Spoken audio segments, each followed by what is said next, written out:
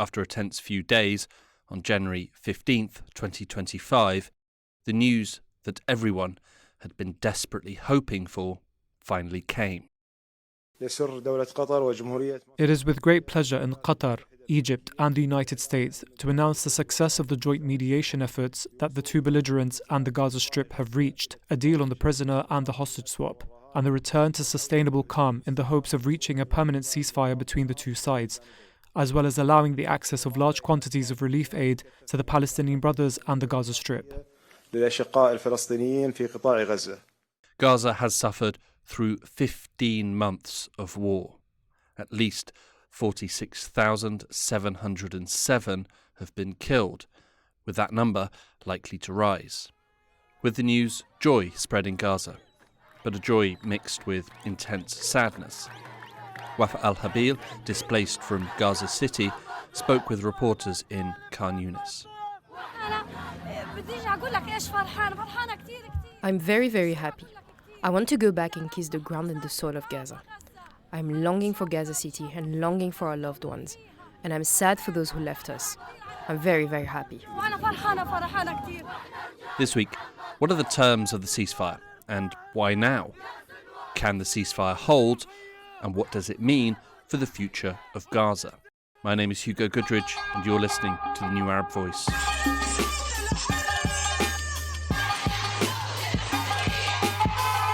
The ceasefire deal between Israel and Hamas was brokered after many, many months of discussions by the United States, Qatar, and Egypt. The ceasefire deal is split into 3 phases. Each phase covers a defined period of time. And within these phases, there are a set of conditions that each side is expected to adhere to. Due to the phased nature of the ceasefire, Israeli forces remain in Gaza today. To go through the details of the plan and find out when Israeli forces would actually leave, I sat down with the New Arab's senior news editor, Nada Osman. Yeah, so just to give you a little rundown, we're currently only in stage 1 of the ceasefire, which is set to last for 42 days. The terms say that Israeli forces should be gradually withdrawing from most parts of the Strip to areas no more than 700 meters inside Gaza's border with Israel. So that essentially means that they're just withdrawing from main population centers. But they will remain in Gaza. Yeah, so also in Gaza, it's currently cut in two by the Netzarim corridor, which Israel installed south of Gaza City. Mm-hmm. The Israeli army says it's not expected to begin withdrawing from the area until day 7 of the truce. Okay. It is quite complicated as well. I mean, stage 1 of the deal says that Israeli forces will gradually reduce their presence from the Salah ad-Din corridor, also known as the Philadelphia corridor. That's on the border with Egypt and Gaza, correct? Yeah, correct. And after the last captive is released in phase 1 of the deal, Israeli forces will begin their full withdrawal. Phase 1 is set to last 6 weeks. So Israeli forces are set to remain in Gaza for the time being, but are required by the terms of the deal to withdraw from densely populated areas.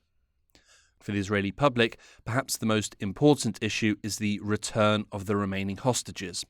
When the ceasefire deal was announced, 94 hostages were still being held by Hamas in Gaza. Back to Nada. Yeah, so the first phase of the deal will see 33 captives released from Gaza over 6 weeks, and this will include women, children, and men over 50. So every week we're going to see 3 captive being released. Israel is going to be releasing 737 Palestinian detainees, most of whom have been held without trial or charge in Israeli jails. In terms of Palestinians being released, we have already seen some prominent names such as Khalid al-Jarrar, who's been freed, but others will be those with life sentences. Right. In terms of phase 2 of the deal, we're going to see all the remaining captives freed from Gaza, which will mainly be male soldiers. At this point, we'll also see a permanent ceasefire and the complete withdrawal of the Israeli army, and a large number of Palestinians also to be freed from Israeli jails. So as I understand it, there's sort of a ratio has been agreed between the number of hostages being held in Gaza being released to then that equating to a specific number of Palestinians from prisons being released. Correct, yeah. The need for a ceasefire has been desperate. While Israel has suffered losses, militarily speaking, Hamas have been unable to foster any genuine resistance to the full force of Israel, particularly its air force. This is the case today, but it's also been the case for many months. So why has the ceasefire deal been reached now? Why not last month or 6 months ago? I think multiple threads have converged to make this possible now. This is Ahmed Fouad Al-Khatib, a resident senior fellow at the Snowcroft Middle East Security Initiative at the Atlantic Council. Today, Ahmed lives in the US, but originally hails from Gaza. Unlike what we had back in May or July, I think you have a shifting regional geopolitical scene with what happened with Hezbollah and how the Israelis were indeed able to inflict maximum damage upon the leadership of the Lebanese organization. And I think that's really important to state because Hamas was indeed looking to Hezbollah as a way to balance out the pressure against the Israelis. Hamas was, and technically still is, part of what is known as the Axis of Resistance. Together with Hezbollah in Lebanon, the Houthis in Yemen, the regime of Bashar al-Assad in Syria, and Iran, they advertise themselves as the collective force to oppose Israel and secure Palestinian liberation. You have then the indirect kind of link to that is the fall of the Assad regime in Syria, means that Hezbollah's fate has been sealed as far as the near-term weakening of this important resistance ally that Hamas has looked to. And so that, coupled with Iran's inability to really effectuate Israel's calculus, despite 2 direct attacks on Israel in April and in October. Additionally, by the time that a ceasefire deal was signed, Hamas was a shadow of what it had previously been, particularly when it comes to fiery personalities and leadership figures. Then you have the elimination of Sinwar in Gaza. You have Ismail Haniyeh being eliminated. You have a whole host of mid-level commanders of the Qassam brigades in Gaza who have been eliminated, such that in the near term, the bench of Hamas's leadership has been hollowed out.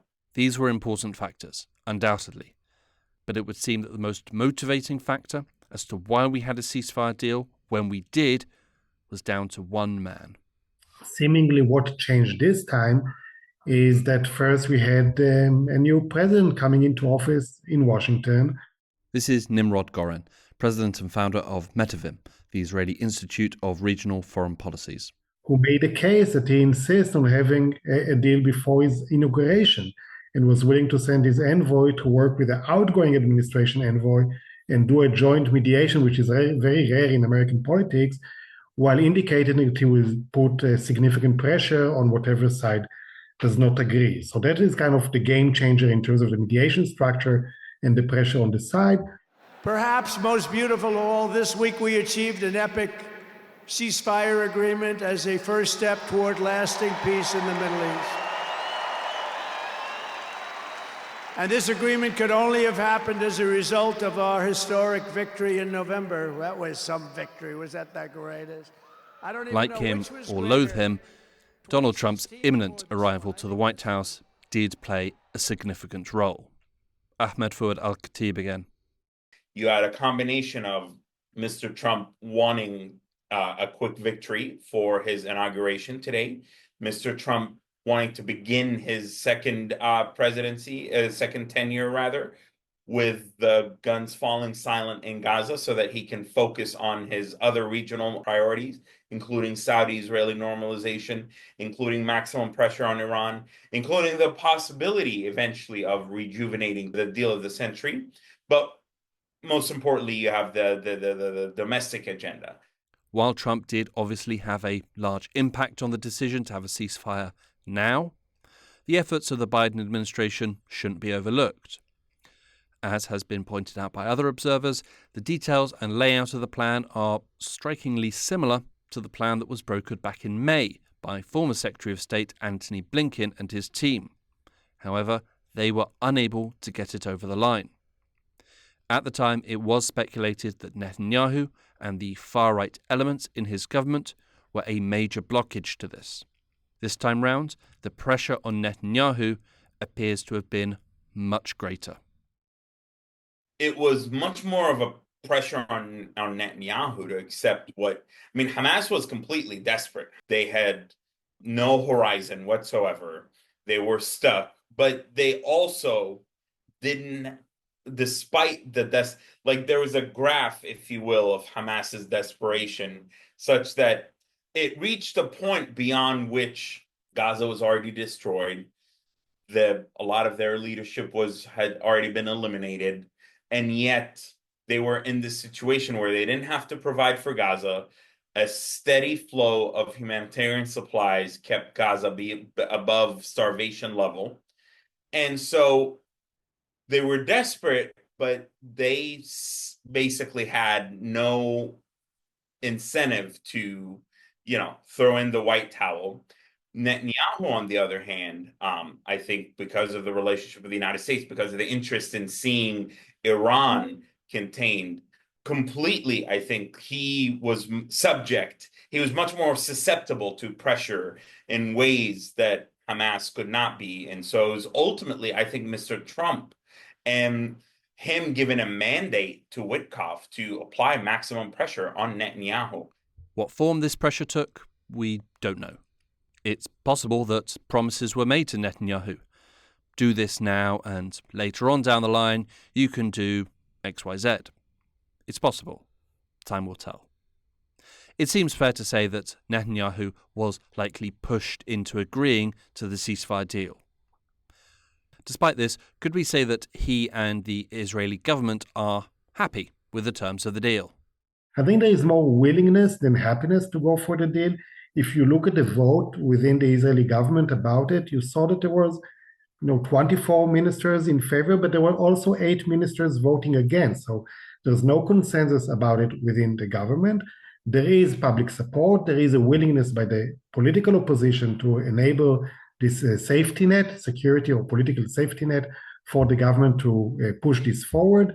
And again, there is this belief that, maybe we are not committing to all of the package, and there could be a way out that enables some of the far-right ministers, like Bezalel Smotrich, to maybe oppose the deal, but stay in coalition and see what happens later on. The devastation wrought by the war in Gaza has been well documented. See previous episodes of the New Arab Voice.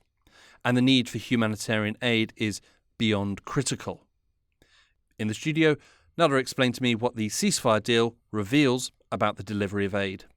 Currently, the truce requires at least 600 truckloads of aid to be allowed into Gaza daily for 6 weeks, including 60 of them carrying fuel. In case that sounds like a lot, I'm just going to make it clear that that's actually a drop in the ocean, because that's actually the same amount that was going into Gaza before the war. Right. So now, considering all the needs on the ground, it's just, it's not enough at all. And obviously, throughout the war, we've seen Israel largely obstruct aid. There's been issues with telecommunication services. The north had no functioning ambulances, only one partially functioning hospital. So we're looking at pretty much all infrastructure decimated in terms of sewage networks, schools, bakeries, medical facilities. But aid is trickling in slowly. Rights groups have kind of raised concerns previously that famine is imminent in the north. I mean, we've seen several deaths of starvation in the north. We've also seen people die from hypothermia in recent weeks, over the kind of Christmas winter period. So in terms of conditions, things are really, really awful, and aid operations are still facing a lot of logistical challenges. I mean, when you look at Gaza, you have got the crossings and you've got the roads which are completely destroyed. So it's going to be a very slow and long process. Prior to the start of the war and during the war, goods and materials being transported into Gaza were inspected by Israel. These items were cross-referenced with a list of so-called dual-use items. That is to say, goods and materials that Israel believes could have both civilian and military purposes.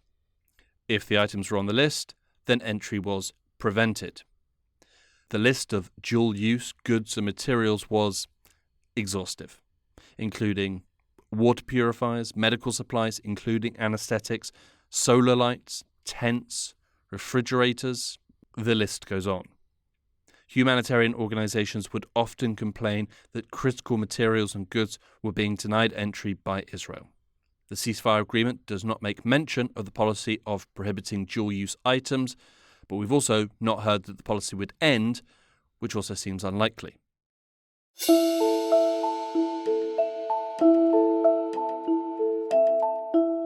During the conflict, it was often said that Netanyahu needs the war to continue to ensure his political survival.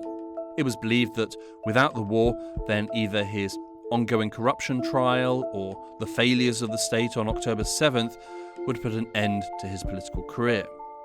It was also said that if a ceasefire deal was agreed to, then the far-right members of his cabinet, namely National Security Minister Itamar Ben-Gvir and Finance Minister Bezalel Smotrich, would prompt the collapse of his government. Itamar Ben-Gvir reaffirmed his threat on January 14th. The deal that is being developed is a surrender deal to Hamas. I call on my friend, Minister Bezalel Smotrich, to join me and cooperate with me against the deal that is being developed. Otzma Yehudit does not have the power on its own to prevent the deal. But together we can go to the Prime Minister and inform him that if he passes the deal, we will resign from the government. A ceasefire deal was agreed the next day, and on the 19th of January, Ben-Gvir followed through on his threat and resigned. Does this mean the end of Netanyahu's premiership is in sight? Nimrod Goran again. His resignation letter was submitted, they were put into effect, and basically he's out. But he's out of the coalition while, signaling that he could come back in if the war resumes.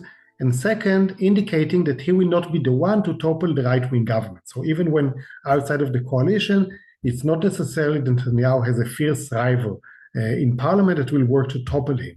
While criticising the deal and resigning, Ben-Gvir did also add his desire not to topple the government.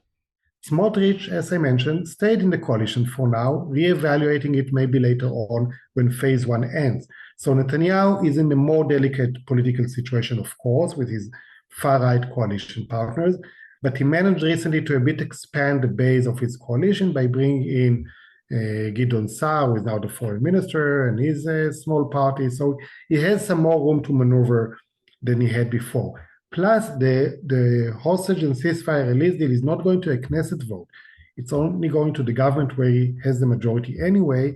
So if there will be a scenario of a change in Israeli politics, something that many in Israel want to see, it will probably not be on the ceasefire deal, but rather on all kind of other issues like the budget, like ultra-Orthodox military service that will be fueled by the divisions on the ceasefire, but will not be directly moved by that. Things are still difficult for Netanyahu.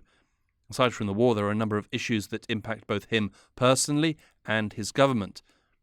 But fundamentally, Netanyahu is a political survivor. He has proven this, time and time again.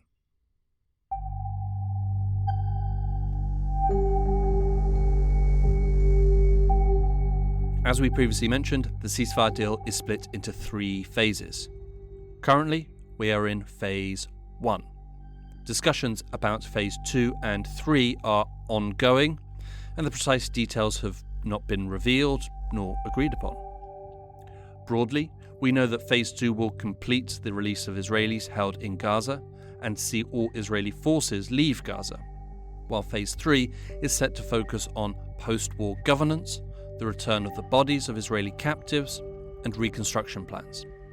But the question isn't so much what will the details of phase 2 and 3 be, it's will the ceasefire of phase 1 hold long enough for us to see the next phases begin? It's really difficult to see a scenario in which this ceasefire perseveres beyond the second phase. And the thing about the third phase is that that's the one that does deal with issues of governance, reconstruction. That's the one that deals with Gaza's kind of stabilizing Gaza for the future. And the reconstruction issue, I mean, that's the one that would cement Hamas's perpetual control of Gaza.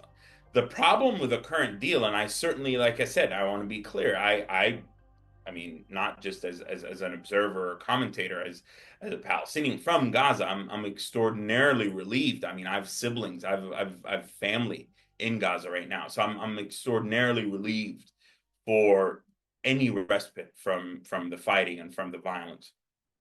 The tragedy, the sadness is that this agreement amounts to little more than freezing of the conflict. It does nothing to initiate political transformation. If the return of hostages was key for an Israeli audience, then the end of Hamas followed a close second.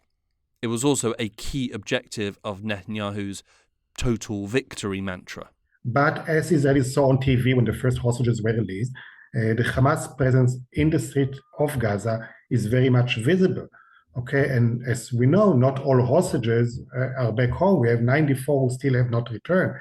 So the war objectives are not the ones that have been fulfilled until now. Plus, I think there is a concern about the day after. So that may not be a concern of the government, but many others in Israel that wanted to see after October 7th a real transformational change in what's happening in Gaza basically see that the same group is still there. And Netanyahu is not willing to work with plans that will bring back the Palestinian Authority with regional international support, basically kept a situation where Israel has to face Hamas. And that could be the argument that we will hear in a few weeks' time when phase one of the ceasefire ends for why the war should resume. Because if Hamas is still there, and if the war objective was to make sure that Hamas is not governing, then you have the reasoning that will lead the government messaging on why fighting should come back. There was intense joy when a ceasefire was announced, but there is also skepticism that the deal can last. A skepticism that those in power have any interest in it lasting. It doesn't inherently mean a return to the full-scale carnage that we've seen over the past 15 months.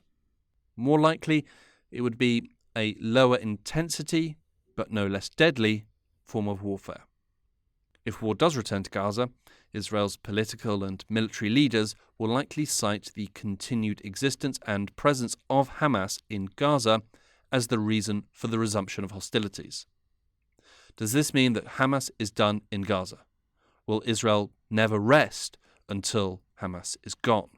So basically it's two issues. The first about Hamas and their perception in Israel. I think Hamas is a done deal in terms of how people in Israel view it as a potentially legitimate governor of Gaza. That's gone.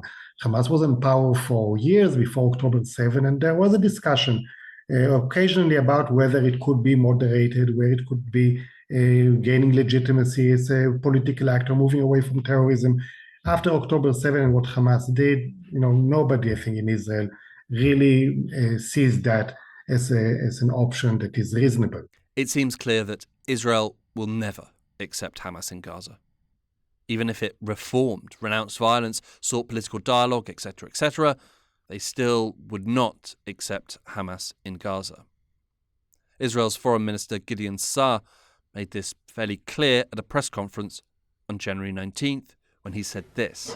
There is no future of peace, stability and security for both sides if Hamas stays in power in Gaza Strip. But the Gazan people, will they ever want Hamas to control Gaza? In Gaza, Hamas has lost in the sense that I don't think Hamas will ever be able to brainwash Gazans and its people in the way that it once did. I think Hamas has been completely exposed. Ahmed is emphatic that Hamas cannot control Gaza again. Supporting Gaza for the group has dropped during the war. Polling from last September by the Palestinian Center for Policy and Survey Research reported that just 35% of respondents in Gaza supported Hamas. A separate poll by the West Bank-based Institute for Social and Economic Progress, also in September, showed that in Gaza, over half, 57.1%, believe that Hamas's rule in Gaza will end. And just 4.3% of respondents say they want Hamas alone to rule Gaza in a post-war scenario. Just under a third wanted to see the Palestinian Authority in control, while the majority, 46%, wanted a unity government. With the ceasefire deal now in effect, at least for the time being, it seems likely that we'll get more up-to-date polling in the near future. In the meantime, we can deal with perceptions. And a key perception when any war ends is who won the war. I challenge anybody to look at Gaza and say we won. I challenge anybody to look at Gaza and say this is what victory looks like. I challenge anybody to look at Gaza and say this forms a building block upon which the pursuit of Palestinian independence, freedom, self-determination, dignity, liberation can actually be achieved. If anything, this pushed the two-state solution far away. This created, this basically hardened a lot of Israelis. This killed the peace. This cemented the end of the peace movement within Israel, I think. Undoubtedly, the biggest loser from this war is the Palestinian people. The losses and trauma they have experienced over the past 15 months will take lifetimes to recover from. Also, the Palestinian movement for liberation has been pushed back immeasurably. I actually think Hamas's greatest defeat is not with the Israelis, is not the operational kind of tactical battlefield considerations. It lost with the people of Gaza, who have had to endure the consequences of its attacks. As for whether or not Hamas lost, yeah, it's difficult to look at some of the sceneries from Gaza. And yes, they've lost, on the one hand, they've lost a lot of their soldiers, a lot of their launchers, a lot of their kind of control. They're not what they used to be on October 6th. On the other hand, that they were in northern Gaza with hostages right next to the Netzarim corridor, that they still have their vehicles and their uniforms and are holding these hostages, and were able to come out in this provocative manner. It's hard not to say that maybe they didn't win, but they didn't lose. And that's the thing with asymmetric guerrilla groups, is that you win by simply not losing. The as yet unagreed upon third phase of the ceasefire deal is due to deal with the post-war governance in Gaza. The prospects of Hamas being the enclave's rulers look pretty slim, but if not them, then who? So for some on the Israeli right, it means that the war will go on until Hamas is defeated. So Hamas is still there, so fighting should continue. Others advocate for a new type of governance in Gaza, which the mediators and other international actors have been trying to advance, meaning we need to bring the Palestinian Authority in whatever form it will have that, is a reformed, more capable, more legitimate, still moderate. That should be the governing power of basically the West Bank and Gaza Strip together, like it was before Hamas took over Gaza. And that could not be done alone. It has to get the support of some Arab countries, of the European Union, of the Americans. We heard some countries in the Gulf, like the UAE, already indicating that if the PA, the Palestinian Authority, invites them, they will pitch in. But that requires a willingness also by the Israeli coalition to really change the power of balance of governance within Gaza. And currently, the Israeli coalition that we have now does not seem to buy into this scenario. And we'll see what the new American administration thinks, because we knew how Biden tried to advance this plan, but it's not clear whether Trump will have the same scenario as his desired future. I think the biggest potential disaster in this would be Hamas, if essentially not engaging the Palestinian Authority, not really thinking outside the box, not really moving beyond this silly, victory narrative. And this, that like we won, despite the fact that tens of thousands are dead, despite the fact that Gaza's in ruins, there's no economy, Gaza is as isolated as Gaza's aid dependent. And so it is my hope that a combination of the Palestinian Authority kind of as the broad framework for diplomatic legitimacy, just even facilitating financial transactions. I mean, think of the billions of dollars that are needed for reconstruction. They're not going to be wired to Hamas. The Palestinian Authority has the financial legitimacy worldwide to even just facilitate the transfer of those funds. Like we need the PA, regardless of how much some might loathe the PA. It's time to seize the moment by the Palestinian leadership. If Hamas really wants to go beyond October 7th, if they want to actually make this count, they have to reinvent themselves. They have to elevate themselves into the political arena and to ensure that this is Gaza's last war, that Gaza evolves to become the pride and joy of the Palestinian people. And it's reconstructed in a way where it's not just a reconstruction of what was there, but Gaza needs to be reconstituted, both physically and metaphorically, as to what is the role of Gaza in the Palestinian national project. Whoever is going to be in control of Gaza and responsible for the lives of the people of Gaza, they'll be ruling over a land that has been shattered. The reconstruction of Gaza is estimated to be $50 billion. Simply clearing the estimated 42 million tons of rubble will take 8 to 10 years, according to the United Nations. It will take a vast effort and a vast sum of money, and few nations have the funds available to spend on such a monumental task. Back to Nada Osman in the studio about what the recent ceasefire deal says on the topic of reconstruction. Like you said, it's incredibly vague at the moment. I mean, Qatar's foreign minister the other day said they were still finalising and working on the terms of the second phase. So Right. You can only imagine for the third phase of the deal. I think many people are also quite nervous and apprehensive about the deal lasting past the first stage. I know Palestinians for sure are. Trump's made a similar comment in recent days as well. But to sum up, the US Secretary of State Antony Blinken said the PA would assume control of Gaza after the war, and international institutions, including the UN, would be called on to manage the reconstruction process.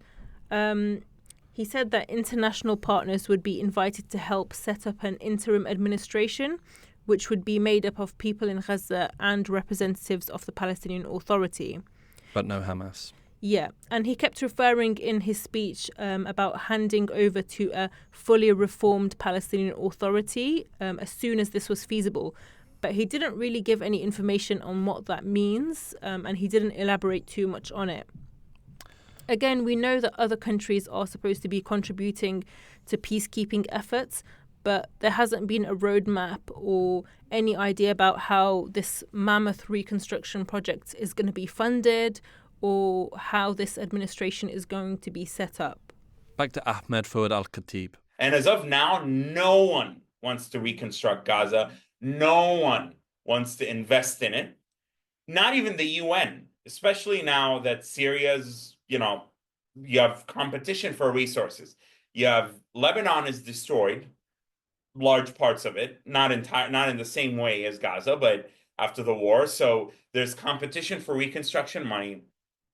Now that Assad is gone, there's also a push for reconstructing Syria and investing in Syria. And a lot of the Gulf countries are looking at that. There's Sudan, which has had a disastrous run at a war. And just from a purely aid kind of UN-driven reconstruction, if you will, there are very finite reconstruction money. Competition for reconstruction aid is massive. It was pretty competitive before the war, and mixed with the fall in the number of willing donor countries and a fall in the amounts that countries are willing to donate, it points to the fact that Gaza's reconstruction will likely take decades. There are 3 horizons that people are looking at before they're willing to invest a penny in Gaza. Number 1, and this is just the most broad of them all, they want assurances that this is actually Gaza's final war. I mean, this is like what? The 5th war in like 20 years since Hamas took over. Basically people are tired of this vicious cycle. And I'm sorry, but yes, you can talk about Israel's mowing the lawn policy, but Hamas is an enabler of Israel's mowing of the lawn policy, okay? And the international community feels that the Palestinians are not exceptional or entitled to infinite reconstruction money. So there's a horizon of how do we make sure this is Gaza's last war, number one. Number two, the political horizon of how do we make sure Hamas is not the sole body in charge of Gaza, such that Hamas is not in charge of the war and peace decisions, is not in charge of making the decision to launch wars or to maintain peace. And people feel very strongly about that. And then the third horizon is, how do we reconstruct Gaza, but do so in a way where this is the beginning of actual transformation, so that we don't go back to a situation where 70% of the population directly or indirectly needed aid. Amidst all the tragedy, it's difficult to find any reasons to hope, particularly as the prospects that the ceasefire will hold beyond the first phase look uncertain. But there's also a strong argument to be made that while dealing with the immediate problems of today, focus on the future should not be lost. I don't want Gaza to just be reconstructed. I want Gaza to be rejuvenated. There has to be a renaissance. There has to be, Gaza is immensely promising, as it's a finite territory, unlike the West Bank. It's easy to develop. It's like very well defined. It overlooks the Mediterranean. It has a gas field. It can have an airport like it once did. I actually flew into Gaza's short-lived airport in 1999 and in 2000. It can and should have a seaport. Gaza can be a linkage between Egypt and Jordan and Saudi Arabia through Israel. It can be part of the Abraham Accords. It can have its own seaport that allows for the Saudis and to have exports over the Mediterranean. I mean, the economic potential is so immense that it can not only transform Gaza away from aid dependency and being dependent on NGOs and UNRWA and all these different groups, but it can actually make a compelling case that what is in Gaza can absolutely be replicated in an occupation-free West Bank, because the Palestinian people have an entrepreneurial spirit.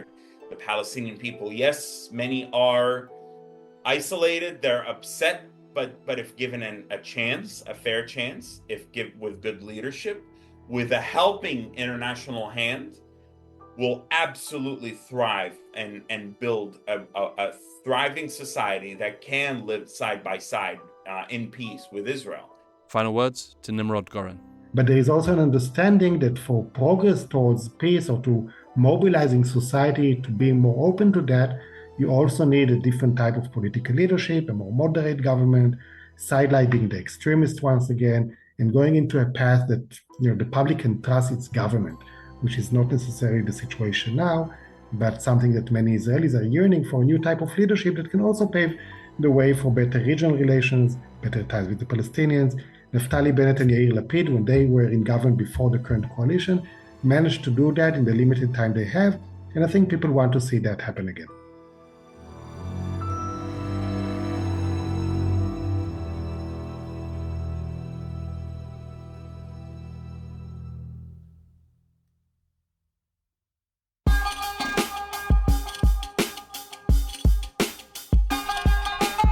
This episode of The New Arab Voice was written and produced by me, Hugo Goodridge. Our theme music was by Omar Al-Fil. The New Arab Voice will be back with a new episode shortly. Until then, you can find all our previous episodes on all major podcast platforms.